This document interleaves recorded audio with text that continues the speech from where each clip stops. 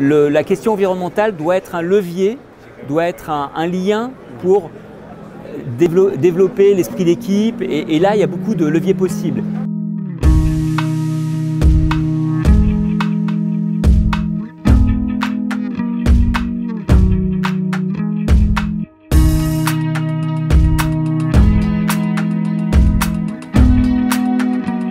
Le bureau d'études Terra 21 a été créé au sortir du Grenelle de l'environnement, donc en 2007, à l'initiative d'un groupe média qui s'appelait Terra Eco pour accompagner les organisations privées et culturelles sur les enjeux climatiques, sur les enjeux d'environnement, de gestion des déchets, d'économie d'énergie, d'appropriation des questions environnementales par les communautés d'agents publics, de citoyens sur un territoire ou de collaborateurs dans une entreprise.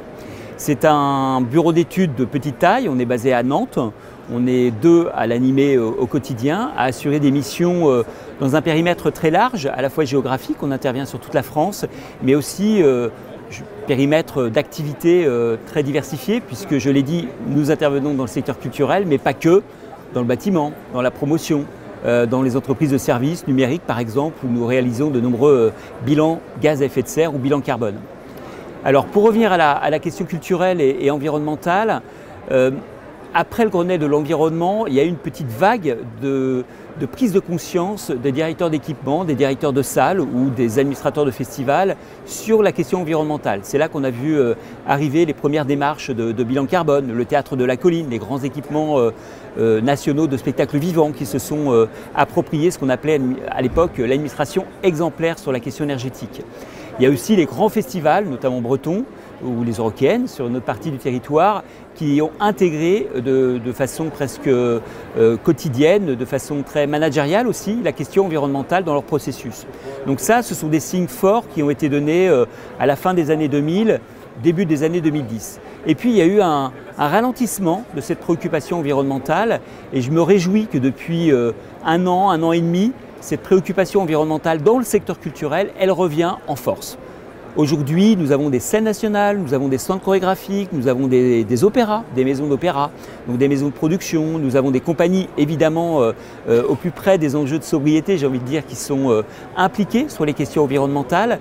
Et là, on sent qu'il y a un mouvement collectif en faveur de la prise en compte des enjeux environnementaux dans la conduite du projet culturel, qu'on soit responsable d'une salle, responsable d'une équipe artistique ou qu'on soit à la manœuvre sur un festival.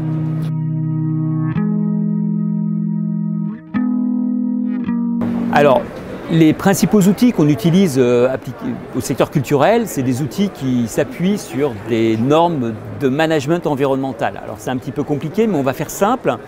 Une collectivité confie à un exploitant l'exploitation d'une salle, un zénith par exemple, dans le cadre d'une délégation de service public, elle lui demande de mettre en place une stratégie de mobilité bas carbone pour ses spectateurs.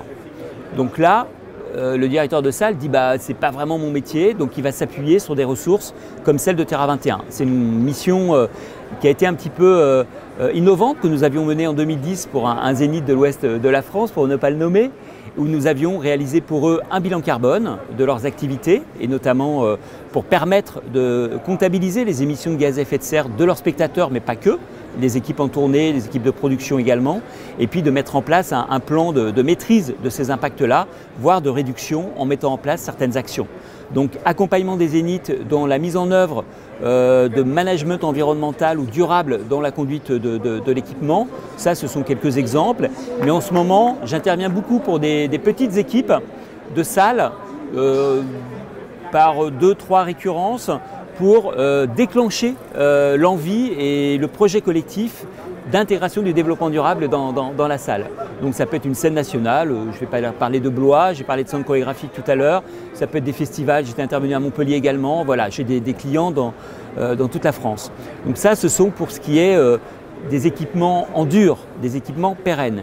Et puis j'ai de nombreuses interventions également dans le champ événementiel, donc culturel mais pas que, événementiel sportif aussi, mais dans le culturel on intervient beaucoup pour éco-concevoir la manifestation culturelle, c'est-à-dire faire que lorsque j'investis un site pour une manifestation en plein air ou j'investis un certain nombre de salles sur un quartier ou sur une partie de ville, je puisse intégrer un certain nombre de préoccupations la mobilité bas carbone des spectateurs, j'y reviens, la question de la restauration ou de l'alimentation, dite bas carbone, avoir des alternatives végétariennes, la question de la prévention et le tri des déchets. Aujourd'hui, on a sorti un guide pour bannir le plastique de tous les festivals, donc le zéro plastique dans mon manifestation culturelle. Voilà, et qui est conjointe à la réglementation sur l'interdiction de la vaisselle à usage unique sur les manifestations et sur l'espace public. Donc l'éco-conception des festivals, notamment culturels, c'est un champ dans lequel Terra 21 intervient, j'allais dire, presque au quotidien.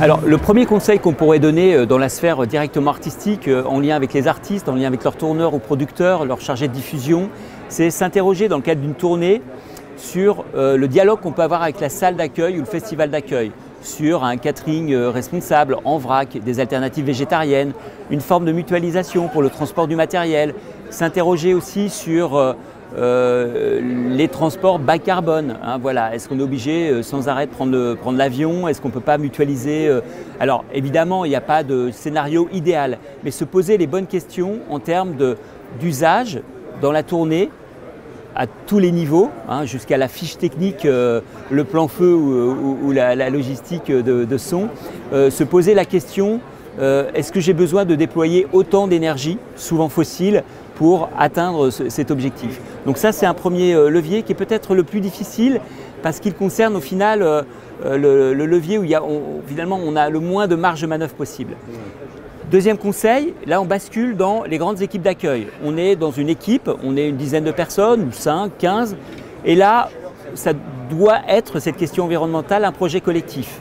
Donc, qu'est-ce que vous avez envie de faire, vous, membres de mon équipe? Vous êtes à la médiation culturelle, vous êtes à la programmation artistique, vous êtes à la direction technique, à la régie. Est-ce que vous avez envie de travailler sur les abords naturels de la salle ou du lieu de programmation? Est-ce que vous avez envie de travailler sur un compost? Est-ce que vous avez travaillé sur le parking vélo pour faciliter le déplacement à vélo de nos spectateurs? Laissez, j'allais dire, les différents collaborateurs d'une équipe culturelle prendre la main sur un certain nombre de dossiers qui relèvent de l'éco-conception culturelle. Donc ça, c'est le deuxième conseil. Et puis troisième conseil, être attentif à la relation au financement public. Aujourd'hui, on voit dans une économie du financement public qui s'amenuise, mais on voit apparaître un autre phénomène, c'est ce qu'on appelle l'éco-conditionnalité. Le Centre national des variétés du jazz, certains grands territoires qui donnent de la subvention culturelle et qui vont l'éco-conditionner. C'est-à-dire, derrière l'euro distribué, ils vont avoir une attente environnementale. Alors elle est plus ou moins ferme, elle est plus ou moins ciblée, énergie, déchets, mais ça commence à concerner les festivals bien entendu, les salles, mais également les compagnies. Donc là, ou les ensembles musicaux. Et là, il faut être attentif à cette actualité du financement, surtout dans une actualité où le personnel politique, qu'il soit municipal ou régional, va se renouveler ces prochains mois. Et là, on sent bien que ces questions de transition, elles vont trouver lieu et place également dans la relation au financement public.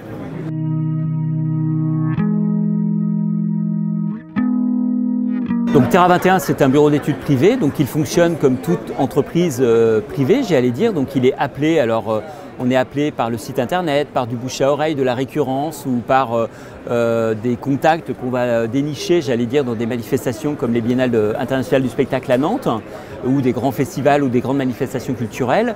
Donc une fois que ce contact est pris, que ce soit par téléphone ou par entretien en présentiel, on va définir, on va qualifier le besoin du client en termes d'accompagnement. Est-ce que c'est simplement un petit coaching d'équipe? Est-ce que c'est simplement par le biais de la formation ou la sensibilisation d'une équipe? Est-ce que c'est par un accompagnement individualisé à la direction? Est-ce que c'est un enjeu de mobilisation de l'ensemble d'une équipe? Bon, on définit les besoins. Par rapport à ça, moi je propose une méthode de travail que je transforme en devis, en proposition commerciale, comme n'importe quelle personne qui amène son temps d'accompagnement. Et puis une fois validé, eh bien, on met en œuvre l'accompagnement. Alors cet accompagnement, il peut aller d'une journée à 2 ans, 3 ans. Alors on ne travaille pas tous les jours pour la structure culturelle, mais on peut avoir des systèmes de revue. Alors une fois qu'on a installé, j'allais dire, un système de management dit durable, eh bien on peut le revoir une fois tous les 2 mois, tous les 3 mois, tous les 6 mois, puis une fois que c'est bien installé, notre but c'est que le client devienne autonome. Ce n'est pas forcément très commercial pour nous, mais notre client doit devenir autonome dans la prise en compte des questions environnementales dans la conduite de son activité. Merci beaucoup.